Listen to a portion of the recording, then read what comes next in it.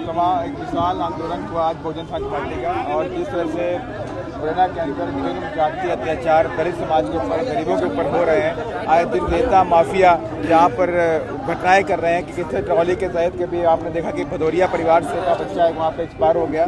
तमाम तरह के अराजक तत्व यहाँ पर एक्टिव हैं। तमाम उन बातों को लेकर के बहुजन समाज पार्टी ने आज आंदोलन किया है। मुरैना के अंदर से जुल्म जाति अत्याचार जो हो रहा है, गुंडागर्दी जो हो रही है, उस पर लगाम लगाया जाए, उसे खत्म किया जाए। इन्हीं बातों को लेकर के आज बहुजन समाज पार्टी ने आंदोलन भी किया है। और साथ ही जिस तरह से 14 अप्रैल को हमारे सिंगोना गांव के अंदर 2 बच्चों के ऊपर जय भीम बोलने की वजह से उन पर हमले किए गए, उन्हें गोली मारी गई, जिसमें से एक बच्चे की जान चली गई और एक बच्चा हमारे साथ में आया हुआ है जिसके हाथ पे गोली लगी हुई है। हमने सरकार से मांग की है कि मृतक के परिवार को 50 लाख रुपए और घायल के परिवार को 20 लाख रुपए और मृतक के परिवार को सरकारी नौकरी दी जाए। और तमाम और भी मुद्दों को लेकर जिस तरह से रेत माफिया, ट्रॉली माफिया एक्टिव हैं, आए दिन व्यापारियों से लूट घसोट की जा रही है, गोली मारने की धमकी दी जा रही है, उनसे रंगदारी की जा रही है। इन तमाम मुद्दों को लेकर बहुजन समाज पार्टी ने आज ज्ञापन दिया है। और साथ ही उन मुद्दों को भी दिया है कि जिस तरह से आपने देखा अम्बा के अंदर और दंजपुरा के अंदर दलित समाजों को जो बच्चे थे वो घोड़ी पर बैठे हुए थे बारात पे, उन्हें बारात से घोड़ी से उतार करके उन्हें मारा पीटा गया और बरातियों को बेइज्जत किया गया। उन तमाम मुद्दों को लेकर बीएसपी ने आज बड़े आंदोलन के साथ में यहाँ पे माननीय राज्यपाल जी को, माननीय मुख्यमंत्री जी के नाम ज्ञापन दिया है। और मुझे पूरा आशा और विश्वास भी है कि सरकार इस पर कार्रवाई करेगी, अन्यथा बहुजन समाज पार्टी बड़े आंदोलन की तरफ भी रुख करने का काम करेगी।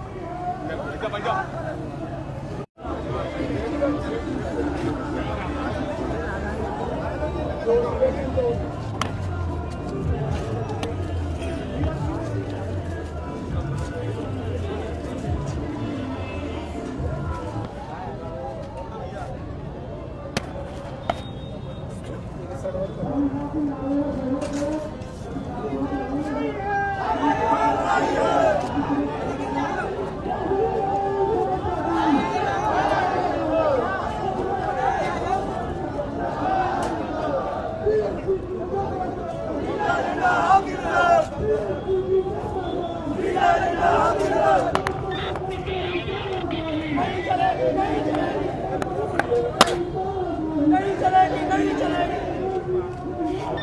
हम तुम्हारे साथ हैं।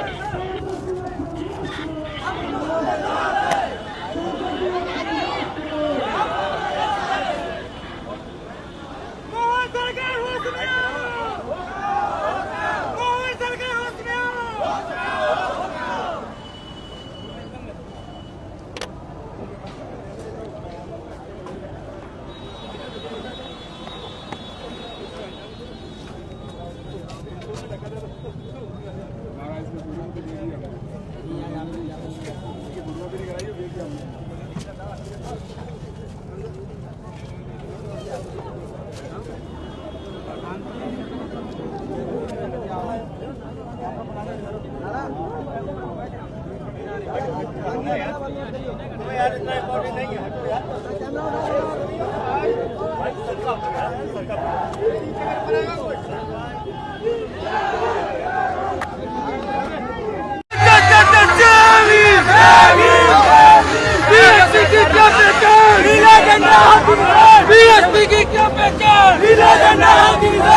आपको इंसानियत के तौर पर आपको संविधान की जब आप शपथ लेते हैं, उस संविधान की शपथ को याद रखते हुए आप लोगों का फर्ज है कि आप गरीबों के साथ न्याय करिए।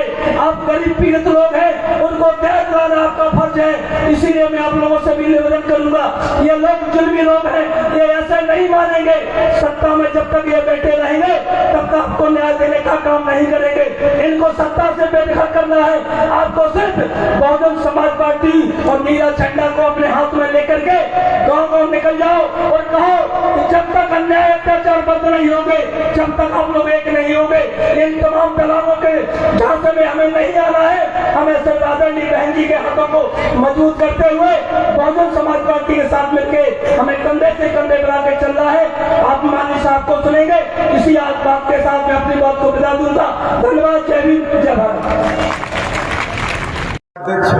सुनील बघेल जी, प्रदेश के महासचिव रमेश गर्ग जी, प्रदेश के महासचिव गंभीर सिंह नवरिया जी, जोन प्रभारी विद्याराम कौशल जी, जोन प्रभारी इंजीनियर अमृतलाल टैगोर जी, जोन प्रभारी भीमसेन पहाड़िया जी, जोन प्रभारी बसपा ग्वालियर राय सिंह बौद्ध जी, जोन प्रभारी कतवरिया जी, जिला प्रभारी डॉक्टर सुरेंद्र साक्य जी, जिला प्रभारी विजय सोलंकी जी, वरिष्ठ बसपा नेता कुलदीप सिकरवार जी, वरिष्ठ बसपा नेता सर्वेश सिकरवार जी, वरिष्ठ बसपा नेता राम प्रकाश राजौरिया जी, वरिष्ठ बसपा नेता सरवंश कुशवाहा जी, पूर्व उपाध्यक्ष जिला पंचायत ममता मौर्य जी, वरिष्ठ बसपा नेता राहुल जी, पूरन धाकड़ जी, और साथ ही इधर जिले के जिला अध्यक्ष जो आज इस मंच की अध्यक्षता कर रहे हैं इंजीनियर दीपेंद्र बोस जी के साथ साथ में मेरे साथ में बैठे हो तमाम मेरी माताएं, बहनें, युवा, बुजुर्ग, पिता तुल्य साथियों, आप सभी लोगों को मैं क्रांतिकारी जय भीम करता हूं। और निश्चित तौर से आज की ये विशाल आंदोलन मुरैना के अंदर एक बड़ा संदेशा लेके जाने वाला। तुम हमें रोक नहीं सकते, तुम कितनी भी ताकत लगा लो बीएसपी के बढ़ते कदमों को रोक नहीं सकते, और तुम मेरी जवान से जय भीम का नारा रोक नहीं सकते। आप एक गोली चलाओगे, दो गोली चलाओगे, लेकिन करोड़ों जय भीम बोलने वाले आज भारत में पैदा हो चुके हैं और डरने वाले भी नहीं है। आपने देखा भी किस तरह से देश की संसद के अंदर परम पूज्य बाबा साहब डॉक्टर भीमराव अंबेडकर का अपमान किया गया, और उसके विरोध में पूरे देश के अंदर 14 अप्रैल को नीली क्रांति देखने को मिली, जैसे पहले 2 अप्रैल को देखने को मिली थी 2018 में। बाबा साहब के मानने वालों में जुनून था, जोश था, जय भीम के नारे, गगनभेदी नारे पूरे देश में गूंज रहे थे। लेकिन ये बात सामंतवादियों को अच्छी नहीं लगी, उन मनवादियों को अच्छी नहीं लगी, जो लोग बाबा साहब से नफरत करते हैं, जो लोग संविधान से नफरत करते हैं, उन्हें अच्छी नहीं लगी। इतनी बड़ी संख्या में नीले गमछे, जय भीम के नारे, बसपा के झंडे, जय भीम वाले युवा पूरे देश में गांव गांव दुल्हन की तरह सजा हुए गांव दिखाई पड़ रहे थे। ये उनको हजम नहीं हुआ। इन लोगों ने हमें रोकने का प्रयास भी किया। उत्तर प्रदेश के अंदर भाजपा की सरकार है, मध्य प्रदेश में भाजपा की सरकार है। जब हमारे लोग उनसे रिक्वेस्ट करने गए कि हम बाबा साहब की जयंती मनाना चाहते हैं अपने गांव के अंदर, तो बोले इसकी परमिशन नहीं मिलेगी। क्यों परमिशन नहीं मिलेगी? बोले कि नई परंपरा पड़ जाएगी। तो हमारे लोगों ने कहा अरे नई परंपरा क्या मतलब है? बाबा साहब डॉक्टर भीमराव अंबेडकर हमारे भगवान थे, भगवान है और भगवान रहेंगे। और ये परंपरा नई नहीं है, ये परंपरा आज 68 सालों से चली आ रही है, और जय भीम वाले बाबा साहब को अपना भगवान मानते हैं, भगवान मानते रहेंगे। आप रोक नहीं सकते। तमाम सरकारी बंदिशें लगाई गई। किस तरह से नीला सैलाब, नीली क्रांति जो 14 अप्रैल को दिखाई पड़ी, पूरे देश में रोका जाए, लेकिन ये विरोधी पार्टियां पूरी तरह से फेल नजर आई हमारे नौजवान साथियों के साथ में। और मैं कहना भी चाहता हूं, बिहार के अंदर भारतीय जनता पार्टी का गोपालगंज का एमएलए, उसने बात बोली जय भीम वाले क्रिमिनल होते हैं। क्या बोला? कि जय भीम वाले क्रिमिनल होते हैं। और ये भी कहा कि जय भीम का नारा तो बीएसपी लेके आई।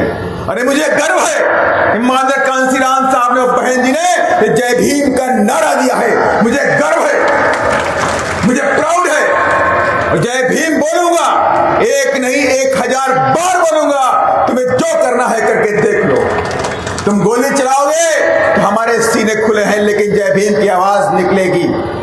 मेरे साथ इधर सोनू जाटो बैठा हुआ, रानू जाटो, सोनू जाटो, संजय जाटो की हत्या कर दी गई जय भीम की वजह से। आज आपके सामने रानू जाटो, धनोरिया जाटो लड़का है, इसके हाथ में गोली लगी। ये वो दिलेर बंदा है जिसने जय भीम बोला लेकिन सर नहीं झुकाया।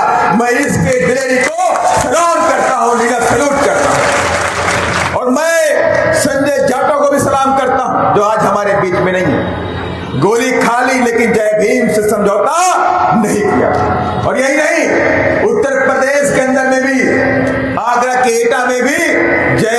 बोलने पर उसकी हत्या कर दी गई। और यही नहीं, बिहार के अंदर भी सीतामढ़ी के अंदर अवधेश पासवान ने 14 अप्रैल को पासवान टोला में बाबा साहब की जयंती मनाई और सामंतवादी वहां पर आते, उनसे कहते हैं तेरी हिम्मत हो गई, तूने आज सीतामढ़ी में पासवान टोला में तुमने कैसे बाबा साहब की जयंती मना ली? कहा तेरा एक पनिशमेंट है। उसने बोला, गरीब आदमी बोलो क्या मेरा पनिशमेंट है? कहा तुम जय श्री राम बोलो तुम्हें तुम्हारी जान बख्श देंगे। कहा नहीं बोलेंगे, मेरी जान ले लो, नहीं बोलेंगे। आज 14 अप्रैल में जय भीम बोलूंगा, जय भीम बोलूंगा, जय भीम बोलूंगा। हार नहीं मानी। रात में 12 बजे उसका किडनैप किया गया और रात में अवधेश पासवान की हत्या कर दी गई। हत्या करके चिमनी भट्टी के पास की बॉडी को फेंक दिया गया, लेकिन कोई नहीं पहुंचा वहां पर। आरजेडी भी नहीं पहुंची, कांग्रेस भी नहीं पहुंची, जेडीयू भी नहीं पहुंची। 2 दिन के बाद ये खबर बहुजन समाज पार्टी के साथियों को लगी, उन्होंने मुझे बताया। पूरी बीएसपी की टीम उसके घर पे पहुंची, वहां पर तुरंत पहुंची और हमने वहां के एसपी से बात किया, डीएम से बात किया, टीआई से बात किया, अधिकारियों से बात किया, तब जाके शासन प्रशासन वहां पे हरकत में आया। लेकिन फिर क्या हुआ? फिर उन लोगों ने चालाकी करी, उनको लगा कि बीएसपी एक्टिव हो गई, बीएसपी अपराधियों को जेल में पहुंचाने का काम करेगी। उन लोगों ने पोस्टमार्टम की रिपोर्ट को बदल दिया बड़ी चालाकी से। जब हमारी बहु बच्चियों पर अत्याचार करते हैं, जब हम उनको बचाने के लिए जाते हैं, हम उन पर कार्रवाई के लिए आगे बढ़ते हैं, तो पोस्टमार्टम की रिपोर्ट चेंज हो जाती है। कहा अवधेश पासवान की मौत तो हार्ट अटैक से हो गई। अरे रात में परिवार के सामने तुमने उसका किडनैप किया, 3 लोगों ने किडनैप किया, उन पे कोई कार्रवाई नीतीश कुमार ने नहीं किया, वहां की सरकार ने नहीं किया, बीजेपी सरकार ने नहीं किया। और वहां पे हालात इतने बुरे हैं, 14 अप्रैल की जयंती की वजह से कैमूर जिला के अंदर पर्वत गांव पड़ता है, 21 दलित समाज के लोगों के ऊपर कहर बरपाया गया। घर के अंदर बहु बेटियों को मारा गया, कपड़े फाड़े गए, लाठी डंडियों से उनके हाथ पैर तोड़ दिए गए, कई लोग जख्मी हो गए। आरजेडी नहीं पहुंची, कांग्रेस नहीं पहुंची, बीजेपी नहीं पहुंची, जेडीयू नहीं पहुंचे, और पहुंची तो कौन पहुंची? बहुजन समाज पार्टी वहां उनके हक अधिकार के लिए लड़ने के लिए पहुंच गई। और लेकिन आज मैं ये बात देख भी रहा हूं और जान भी रहा हूं, पूरे देश के अंदर कश्मीर से कन्याकुमारी, गुजरात से लेकर के आसाम तक बहुजनों की लड़ाई लड़ने का कोई काम कर रही है तो एकमात्र पार्टी बहुजन समाज पार्टी, एकमात्र नेता हमारी आदरणीय बहन तुम्हारी मायावती जी करने का काम कर रहे हैं। हम सब उन्हीं के निर्देशन में काम करते हैं। उन्हें दर्द है कि मेरे बहुजन समाज पे अत्याचार होता है, लेकिन दूसरी तरफ आपकी ताकत को कमजोर भी करना है। कौन लोग कर रहे हैं? जिन्हें बीएसपी से डर लगता है, जिन्हें बीएसपी से डर लगता है, उन्हें मालूम है कि 2007 में बहुजन समाज पार्टी अपने दम पर उत्तर प्रदेश जैसे राज्य में आ सकती है तो मध्य प्रदेश में भी आ सकती है, बिहार में भी आ सकती है, गुजरात में भी आ सकती है, राजस्थान में भी आ सकती है। तो बीएसपी को कमजोर किया जाए। बीएसपी को कमजोर करने के लिए भारतीय जनता पार्टी ने, कांग्रेस के लोगों ने अलग अलग जातीय पार्टी, अलग अलग संघ बनाने का भी काम कर दिया, तमाम नेता पैदा करने का भी काम कर दिया। उनका मतलब ये था कि हमारी और आपकी एकमात्र ताकत है हमारी एकता, हमारी एकता, हमारा संगठन। माने कि बाबा साहब ने जो हमें निर्देश दिया, उपदेश दिया, उसमें कहा शिक्षित बनो, संघर्ष करो, और तीसरी बात कहा संगठित रहो। अगर तुम एक हो जाओगे इस देश के राजा बन जाओगे, और एक हो करके इस देश में तुम्हारे ऊपर हो रहे जुल्म, जाति, अत्याचार हमेशा हमेशा के लिए खत्म कर सकते हो। ये बात बाबा साहब डॉक्टर भीमराव अम्बेडकर ने बोली थी। लेकिन जब हम उत्तर प्रदेश में सफल हो गए, उत्तर प्रदेश में आदरणीय बहन जी मुख्यमंत्री बनी, अपने दम पर बनी, और 5 साल के शासन काल में उत्तर प्रदेश में महापुरुषों के सम्मान में बहुजन समाज पार्टी आदरणीय बहन जी की नेतृत्व में काम कर रही थी। पूरे प्रदेश के अंदर बहुजनों का मान सम्मान रखा गया और किसी की हिम्मत नहीं थी, किसी गुंडे, मवाली, बलात्कारी, भू माफिया, जंगल माफिया, बालू माफिया, रेत माफिया, दबे कुचले बहुजन समाज पर, वंचित समाज पर कोई आंख उठा करके देख ले। ये डर और खौफ था माननीय बहन जी का, लेकिन उन्हें मालूम हो गया, बीजेपी को, आरएसएस को, कांग्रेस को मालूम हो गया कि अगर ये सारे एक रहेंगे तो ये बीएसपी पूरे देश में काबिज हो जाएगी। धीरे धीरे उत्तर प्रदेश से ये मध्य प्रदेश जाएंगे, मध्य प्रदेश राजस्थान जाएंगे, राजस्थान से दिल्ली की तरफ कूच कर जाएंगे। बीएसपी को रोकना है तो इनकी ताकत को बांटना पड़ेगा, और उसी दिन से इन लोगों ने प्लान बी पे काम शुरू किया। और आज हमारे बीच में तमाम जय भीम वाले पैदा कर दिए गए, जय भीम नारे वाले लोग खड़े कर दिए गए, और मकसद एक था बीएसपी को कमजोर कर देना। और बीएसपी ऐसे नहीं बनी है, मैं उनसे कहना चाहता हूं, बीएसपी लाखों करोड़ों कार्यकर्ताओं के बलिदान पे आज इस देश में तीसरे नंबर की राष्ट्रीय पार्टी बनी पड़ी। और ऐसे नहीं है, आज मेरे सामने जो हजारों की तादाद, ये विशाल आबादी यहाँ बैठी हुई है, ये उनके लिए संदेशा है, आप बीएसपी को कितना भी कमजोर कर लो, बीएसपी कमजोर होने वाली नहीं है। अब युवा जाग चुका है, गांव गांव में संदेशा जा चुका है कि अब आगे जो भी होगा आर पार होगा, और हमारी एकमात्र पार्टी है बहुजन समाज पार्टी। और मुरैना के अंदर भी मेरे साथियों ने बताया, मुरैना के अंदर भी आपने देखा कि जंजगांव रंबा के अंदर भी दलित दूल्हों पर अत्याचार किया, घोड़े पे बैठे थे उन्हें निकलने नहीं दिया गया, मारपीट करी गई, टीकमगढ़ में दलित दूल्हे के ऊपर पत्थर बरसाए गए। ये घटनाएं आम नहीं है, उत्तर प्रदेश के मेरठ में भी घटनाएं घटी। क्यों घटी? क्योंकि आप कमजोर हो गए। अभी हमारे सामने रमेश गर्ग जी बोल रहे थे कि हमारा वोट बैंक बहक रहा है, हम समझ नहीं रहे कि हमारा कौन अपना है, कौन पराया है, कौन किस मकसद से आपको बेवकूफ बना रहा है।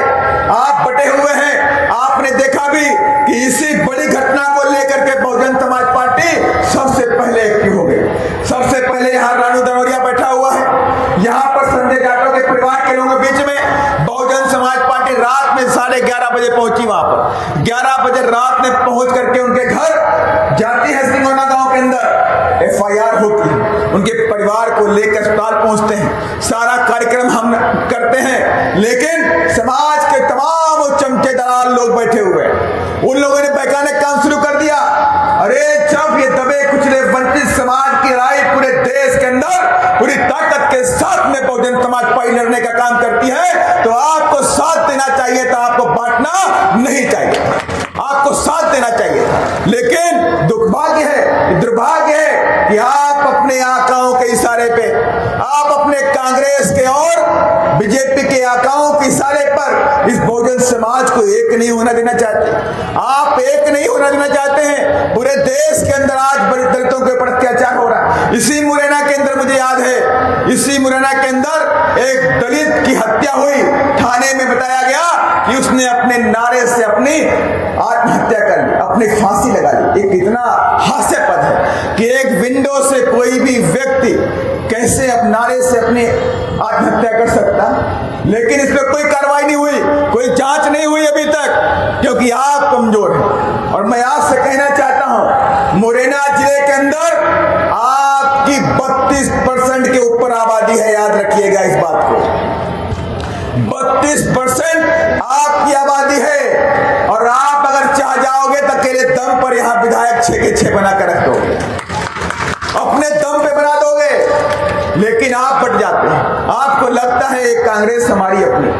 और मैं आपसे कहना चाहता हूं, यही कांग्रेस पहले बाबा साहब जब हमारे बीच में थे, जीवित थे इस देश में, तो इसी कांग्रेस ने बाबा साहब के कदम कदम पर अपमान करने का काम किया।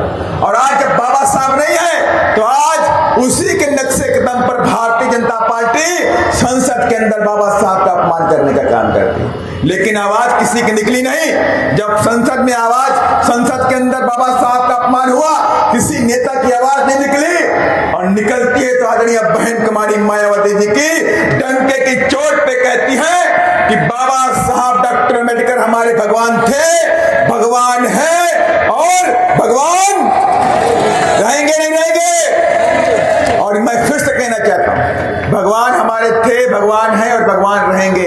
आज जो मंच, माला, अच्छे कपड़े, कुर्सी, मान सम्मान, शिक्षा, नौकरी, जो कुछ भी मिला हुआ है, तो देन बाबा साहब डॉक्टर भीम उनसे कहना भी चाहता हूं, ओबीसी के समाज से भी कहना चाहता हूं, किसके गलत फहमी में पड़े हुए, किसके इशारे पे आप काम कर रहे हो? अरे ओबीसी के लोगों, मेरे भाइयों, अभी समय है जागने का, जाग जाओ। और माननीय कांसीराम साहब ने आज नहीं बहुत दिन पहले ये नारा दिया था, जिसकी जितनी संख्या बढ़ी उसकी उतनी हिस्सेदारी इस देश के अंदर होनी चाहिए। हमने हिस्सेदारी की बात की थी, हमने कहा था कि इस देश के अंदर दबे कुचले वंचित समाज ओबीसी को हिस्सेदारी मिलनी चाहिए, हर स्तर में हिस्सेदारी मिलनी चाहिए। और हमारी बात को आपने समझा नहीं, लेकिन मैं फिर कहना चाहता हूं, आप अभी समय है ओबीसी के भाइयों, बाबा साहब को अपना अपना मान लीजिए। बाबा साहब डॉक्टर अम्बेडकर की वजह से ओबीसी के बच्चे आज इस देश के अंदर कलेक्टर बनते हैं, ओबीसी के बच्चे इस देश के अंदर मिनिस्टर बनते हैं, ओबीसी के बच्चे डॉक्टर इंजीनियर बनते हैं। ये देन बाबा साहब डॉक्टर भीमराव अम्बेडकर की है। ये ओबीसी के लोगों को समझ लेना चाहिए।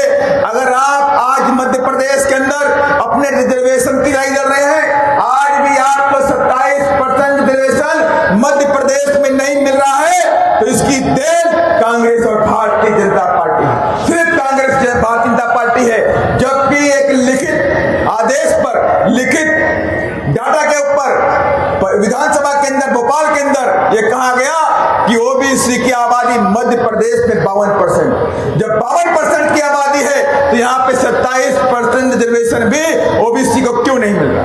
इस पर कभी ओबीसी के लोग आगे नहीं आते। मैं उनसे कहना चाहता हूँ कि बहुजन समाज पार्टी हमेशा हिस्सेदारी की बात करें। बहुजन समाज पार्टी हमेशा कहती है कि जिसकी जितनी संख्या बढ़ी उसकी उतनी हिस्सेदारी होनी चाहिए, हर क्षेत्र के अंदर होनी चाहिए। और आज बहुजन समाज पार्टी की लंबे अरसे की मांग, आज देश की सरकार को झुकना पड़ा और आज उसको भी हिस्सेदारी की बात करनी पड़ रही है। लेकिन मैं आपसे कहना चाहता हूं, ये जंग हमारी यहाँ खत्म नहीं हुई है, ये जंग तो हमारी शुरुआत हुई है। आप हमारी काउंटिंग कराओ, उसके बाद हिस्सेदारी तो हम लेकर के रहेंगे, हिस्सेदारी तो हम लेकर के रहेंगे। और मैं ये भी कहना चाहता हूं, मध्य प्रदेश के अंदर भले बहुजन समाज पार्टी 2023 के अंदर हमारे एमएलए नहीं बने, लेकिन हमारे कई सीटों पर हम बहुत कम वोटों से पीछे रहे। लेकिन हम जो कमियां हमारे अंदर थी, जो कमियां हमने देखी हैं, उन कमियों को दूर करने के लिए बहुजन समाज पार्टी मध्य प्रदेश में पूरी ताकत के साथ में काम कर रही है। आपने कहा कि बहुजन समाज पार्टी रोड पे नहीं आती, संघर्ष नहीं करती, और आपने देखा आप मध्य प्रदेश के अंदर नहीं, पूरे देश के अंदर दबे कुचलों की आवाज बहुजन समाज पार्टी रोड से लेकर के संसद तक उठाने का काम बड़ी दमदारी के साथ में करती है। यही नहीं, हमारी बहन जी, आदरणीय बहन जी, अपने ट्विटर के माध्यम से, प्रेस मीडिया के माध्यम से बहुजन समाज के लोगों के ऊपर जो जुल्म अत्याचार होता है उसको उठाने के साथ में काम करती है। इसलिए मैं आपसे फिर कहना चाहता हूं, किसी भी गफलत में आपको आने की जरूरत नहीं, किसी के बहकावे में आपको आने की जरूरत नहीं। तमाम लोग आएंगे आपके बीच में, आपको अपना बताएंगे। लेकिन मैं उनसे कहना चाहता हूं, आपका जो अपना है, आपका जो मान सम्मान है, तो सिर्फ नीला झंडा हाथी निशान। माननीय कांसीराम साहब ने कहा, जब तुम्हारे दरवाजे से, तुम्हारे गांव से, तुम्हारी रोड से नीला झंडा हाथी निशान निकल जाए तो इस समझ लेना कि कांसीराम जिंदा है, तो इस समझ लेना कांसीराम जिंदा है। तो उन्हीं लोगों से मैं कहना चाहता हूं, आपका जो मान सम्मान, आपकी जंग, आपके आंदोलन को काम करती है, तो एकमात्र पार्टी आपका बहुजन समाज पार्टी करने काम करती है। और तमाम ऐसे संगठन भी हैं, हमारे लोग बोला भी करते हैं, तमाम हमारे यूट्यूब के भाई भी बोला करते हैं कि तमाम संगठन के लोग जाते हैं जहां पे दलित के साथ में अत्याचार हो, वहां पे जाके बीच पड़ाव करते हैं और उसमें भी कमीशन खा लेते हैं, उसमें भी कमीशन खाने का काम करते हैं। ये हालात है प्रदेश के अंदर, तो मैं कैसे मान लूं कि वो हमारे हित के लिए काम करते हैं? मैं फिर कहना चाहता हूं, ये बहुजन समाज पार्टी ऐसे नहीं बनी है। बहुजन समाज पार्टी खून, पसीने और संघर्ष की बदौलत आज इस देश में दलितों और पिछड़ों की आवाज बनी बैठी हुई है। मैं फिर से कहना चाहता हूं, आपकी अपनी पार्टी है तो कोई है, बहुजन समाज पार्टी। आप सभी लोग मेरी बातों से सहमत हैं कि नहीं है? कितने लोग चाहते हैं बीएसपी अपनी पार्टी है? बीएसपी आपकी आवाज उठाती है कि नहीं उठाती है? उठाती है। बीएसपी जंग जारी रखेगी, बीएसपी पीछे हटने वाली नहीं है। जब तक देश के अंदर अत्याचार होता रहेगा, बीएसपी ताकत के साथ में हर अत्याचार का जवाब देना भी जानती है। और मैं कहना भी चाहता हूं, बीएसपी के लोगों ने कुछ चूड़ियां नहीं पहन रखी है, बहुजन समाज के लोगों के सीने कोई कमजोर नहीं है।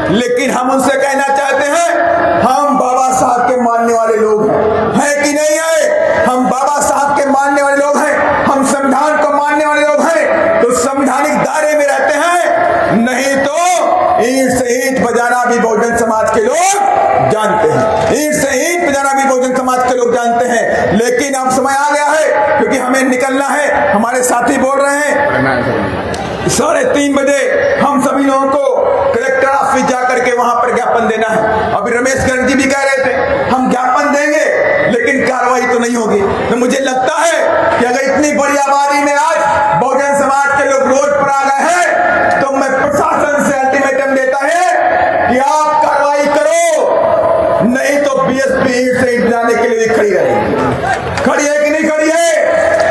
खड़ी है कि नहीं खड़ी है? सभी लोग दोनों हाथ उठाके बोलिए जय भीम, जय भीम, जय भीम, जय भीम। मैं आप सबके सामने जो आज जिले में हो रहे हैं जघन्य अपराधों के लेकर के 2 मिनट चलते हैं, हम सभी लोग चलेंगे। और जो आज ज्ञापन दिया जा रहा है, उस ज्ञापन को लेकर के मैं आप सबके बीच में रखना चाहता हूं। महोदय, उपरोक्त विषय अंतर्गत अनुरोध है कि बहुजन समाज पार्टी द्वारा जिले भर में हो रहे अन्याय, अत्याचार व निम्न बिंदुओं के माध्यम से ज्ञापन प्रस्तुत करने हेतु यह ग्राम हिंगोना खुर्द में बाबा साहब डॉक्टर भीमराव अम्बेडकर जयंती चल समारोह के दौरान संजय जाटव और अनु दनोरिया पर जानलेवा हमले में संजय जाटव की गोली मार करके हत्या की गई। आरोपियों को कड़ी सजा व फांसी दी जाए तथा मृतक को 50 लाख तक, घायल को 20 लाख रुपए तथा मृतक के परिवार को एक नौकरी भी दी जाए। नंबर 2, ग्राम गंजरामपुर में वाल्मीकि समाज की बारात को रोकने व दूल्हे की घोड़ी पर बैठने से रोकने वालों के खिलाफ दंडात्मक कार्रवाई की जाए। नंबर 3, तहसील पोरसा जिला मुरैना में ग्राम मोती सिंह के पुरा पर संखवार समाज की बारात को रोककर दूल्हे को जबरन घोड़ी से उतारा तथा उसके कपड़े फाड़ने वाले आरोपियों के खिलाफ दंडात्मक कार्रवाई की जाए। नंबर 4, वीरपुर तहसील जिला श्योपुर के अंतर्गत ग्राम नीलदा में मृतक जगदीश जाटव के पार्थिव शरीर को शमशान में जलाने से रोका गया। रोकने वालों को चिन्हित कर उनके खिलाफ दंडात्मक कार्रवाई की जाए। नंबर 5, मुरैना जिले में हो रहे अवैध उत्खनन रेत माफियाओं के द्वारा ट्रैक्टरों में मासूमों की जान ली जा रही है, जिसके अंतर्गत ग्राम बावड़ी बागचीनी में भदौरिया परिवार के मासूम बच्चों को कुचल दिया। आरोपियों के खिलाफ उचित दंडात्मक कार्रवाई की जाए। मुरैना जिले में भर में व्यापारियों के साथ आए दिन हथियार के दम पर लूट डकैती की घटनाएं बढ़ती जा रही हैं, जिनके सामने जिला प्रशासन भौना साबित हो रहा है। उसको ध्यान में रखकर उचित कार्रवाई की जाए। नंबर 7, मुरैना जिले में खुलेआम फायरिंग आम बात हो गई है। अपराधियों के हौसले इतने बुलंद होना कानून व्यवस्था पर प्रश्न चिन्ह लगाता है, उचित कार्रवाई की जाए। नंबर 8, मुरैना जिले के अंतर्गत कृषि उपज मंडियों में हो रहे अवैध वसूली व तौल माफियाओं से किसान परेशान हैं, माफियाओं के खिलाफ उचित कार्रवाई की जाए। नंबर 9, मुरैना आरटीओ द्वारा सड़क पर खुल्ला फर्जी वसूली से गरीब ड्राइवरों को प्रताड़ित किया जाता है, यह पूरी तरह से बंद होना चाहिए, इसके खिलाफ कार्रवाई की जाए। नंबर 10, ग्राम कन्हैया सिंह का पुरा सिहोनिया में ब्रेल संघवार के साथ सोते समय प्राण घातक हमला करने वालों को तत्काल गिरफ्तार कर दंडित कार्रवाई की जाए। मुरैना जिले में ट्रैक्टर पर तेज गति वाले साउंड चलने से निरंतर घटनाएं हो रही हैं, इन्हें तत्काल प्रभाव से प्रतिबंधित किया जाए।